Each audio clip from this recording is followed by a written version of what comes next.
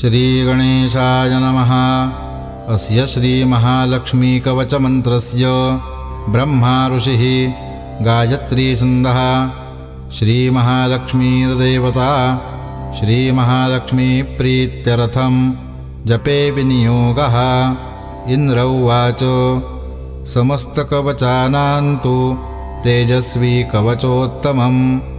आत्मरक्षण आरोग्यं सत्यं त्वं ब्रूहि गीष्पते। श्रीगुरुर्वाच महालक्ष्म्यास्तु कवचं प्रवक्ष्यामि समासतः। चतुर्दशेषु लोकेषु रहस्यं ब्रह्मणोदितं।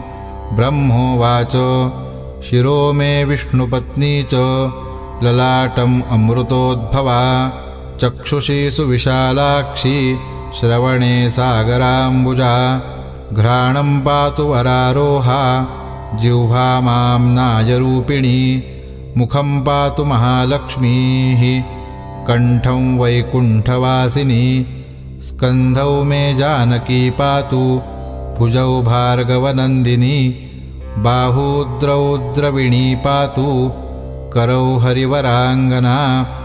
वक्षः पातु च श्रीर्देवी हृदयं हरिसुन्दरी। कुक्षिं च वैष्णवी पातु नाभिं भुवनमातृका। कटिं च पातु वाराही सक्थिनी देवदेवता। ऊरू नारायणी पातु जानुनी चन्द्रसोदरी। इन्दिरा पातु जङ्घे मे पादौ भक्तनमस्कृता। नखां तेजस्विनी पातु सर्वाङ्गं करुणामयी। ब्रह्मणा लोकरक्षार्थं निर्मितं कवचं श्रियः। ये पठन्ति महात्मानः ते च धन्या जगत्त्रये। कवचेनावृताङ्गानां जनानां जयदा सदा। मातेव सर्वसुखदा भवत्वम् अमरेश्वरी। भूयः सिद्धिमवाप्नोति पूर्वोक्तं ब्रह्मणा स्वयं। लक्ष्मीर्हरिप्रिया पदमा एतन्नामत्रयं स्मरन्। नामत्रयमिदं जप्त्वा स याति परमां श्रियं।